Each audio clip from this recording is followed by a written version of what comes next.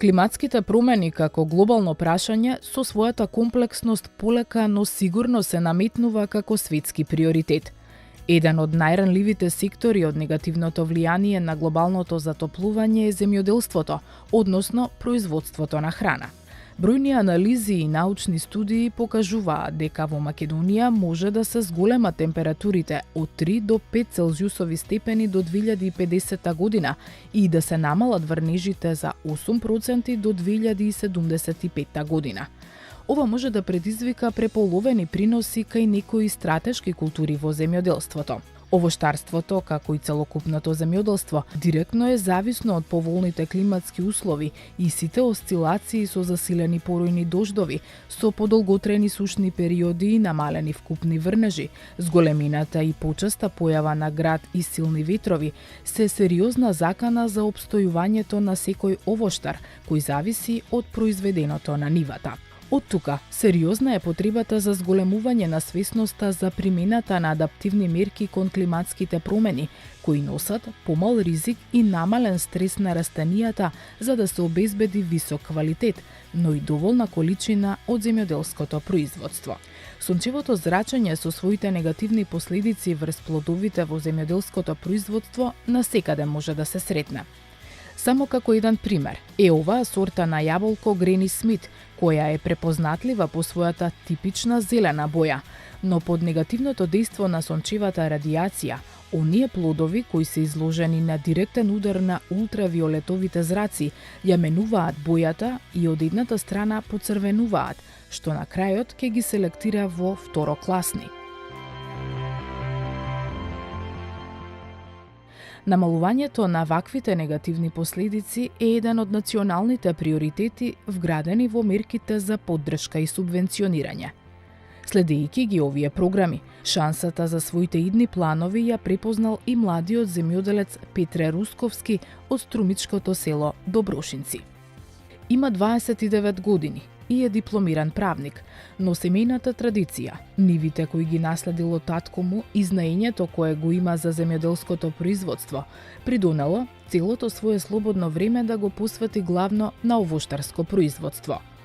Подигнатите јаболкови насади на околу 1 хектар му се главна преокупација, но и главна екзистенција.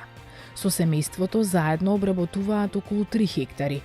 Садат и малку тутун, малку произведуваат градинарски култури под пластеници, но најмногу е посветен на подигањето современ насад под јаболка, прв ваков во неговиот регион. Со овоштарство се занимаваме поодамно. Дедо ми бил агроном, работел во тогашните комбинати, земјоделски индустријски комбинати ЗИК Струмица.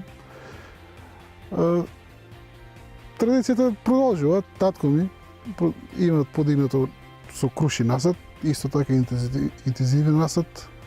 Идејата за современ насад со густо насадени дрва и целиот покриен со мрежа за заштита од штетното влијание на сонцето и за заштита од град ја добил уште при планирањето. Заедно со советникот Стојан Глигоров од Агенцијата за поттикнување на развојот на земјоделството, од Струмица заминуваат на едно показно патување на насад во Кумановско Младо на Горичане. При посетата на овој насад, кој е опитно поле опфатено со проектот за адаптација кон климатските промени, проект на УСАИД кој го спроведуваше на терен мрежата за рурален развој, видел и одлучил дека и неговиот насад сака така да изгледа. Во околните држави во Србија, во Грција, натаму по интернет, гледавме како се направи насадите. Пратејќи ги медиумите, гледав цело време бе во тек со повиците. Имаше повик лансата година 2015 за млад земјоделец мерка 112. Бе во подрачната агенција за поддршка и развој, заедно со одговорниот советник таму, Стојан Глигоров. Направивме консултации, му кажав која ми е идејата, што сакам, како сакам, разгледавме неколку клипа таму во агенцијата, може да се изведе, нели може, има ли услови нашите клими, како се тоа. Поддршка, сакам да кажам, дека имавме огромна од Агенцијата за поддршка и развој. Тие дури ме стимулираа уште повеќе, дека во тоа е еднината, дека дори тој ми рече, вика, подобро, вика, 1 декар, вика, интензивен насад, него 2 хектара, вика, така, вика, да има засадено, по старите системи. И главно од таму. Идејата значи беше понудена од наша страна и понудена исто така размислена од страна на земјоделскиот производител кој што е млад фармер, меѓутоа со добри идеи кои што значи вредат понатаму за да биде сигурен во неговото производство, сигурен во неговиот квалитет на производство и така да овие заштитни мрежи и овој млад насад кој што гледаме, кој што во една прекрасна кондиција, сметаме дека понатаму ќе вложи со профит.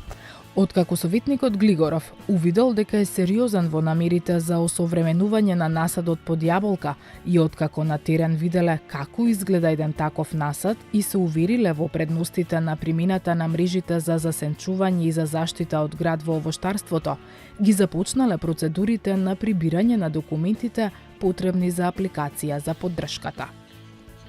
Видовме дека поставувањето на мрежите како заштитни мрежи или заштита од климатските непогоди можат да допринесат доста во развојот на земјоделското стопанство или во однос на заштитата при самата обработка или производство. Идејата како дојде за таа ситуација, значи за да се направи една финална конструкција или идеја се потребни двајца луѓе. Значи тоа е се едната страна е Агенцијата за поттикнување на развојот на земјоделството како советници, пратејќи ги мерките од рурален развој.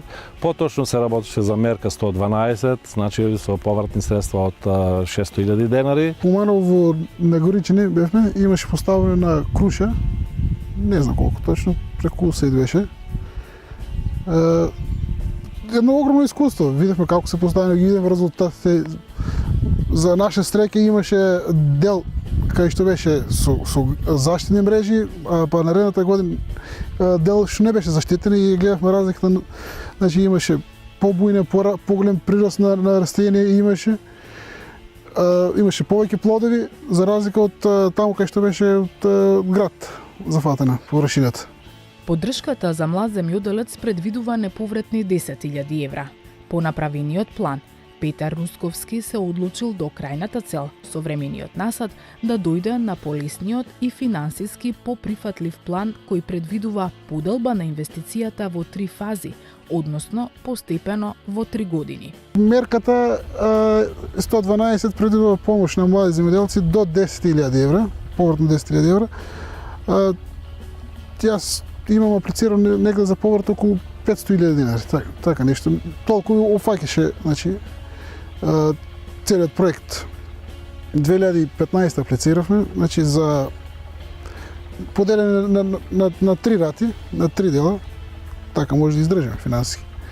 Значи првата година 2015 беше тангирача и автомизер за прскање. Ова година 2016 е предвидена мрежата. Насадот под јаболка е поделен на 3 парцели. На првата веќе беше готово поставувањето на мрежата, додека на другите 2 површини поставени беа металните столбови и жиците и се подготвуваше местењето на UV заштитната мрежа.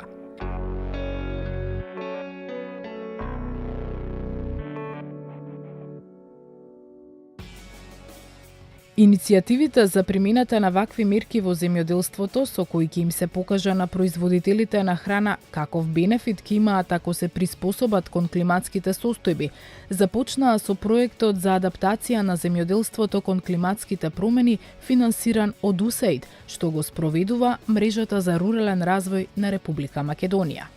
Преку директни опити, преку апликативни мерки, земјоделците сами се уверат кон од користа на овие апликативни мерки. Тоа е всушност и крајната цел, така што и ова успешна приказна се заврши на крај со директна апликација на овие мерки од самите земјоделци кои што ги видоа овие бенефити. И во конкретниот случај имавме земјоделец кој што на својот овошен насад од јаболко ги аплицираше овие мерки, за да на крај сето тоа биде и isfinansirano од Националната програма за рурален развој, каде што комплетно се заврши целата ова инвестиција. Примерот на младиот земјоделец Русковски, како доказ дека е можна реализација на современ насад, ги поттикна и браќата Тасеви, кои се одлучиле за насад со круши кои се повеќе се бараат на пазарот. На само 10 километри во селото Колишина, насадот веќе навлегува во полна родност, а со тоа расте и желбата и потребата и на овие земјоделци да го покријат насадот со мрежи. По сите завршени консултации, веќе и тие имаат аплицирано за поддршка и чекаат одговор од Министерството за земјоделство, шумарство и водостопанство. Но насадот во Добрушинци, кој уште оддалеку, кога ќе поминувате по патот кон селото, ги мами вашите погледи со својот современ изглед, се покажа дека е само еден успешен пример, како показател дека вакви насади треба и може да никнат на многу повеќе локации во Македонија, искористувајќи ги поволностите и поддршката од националните програми.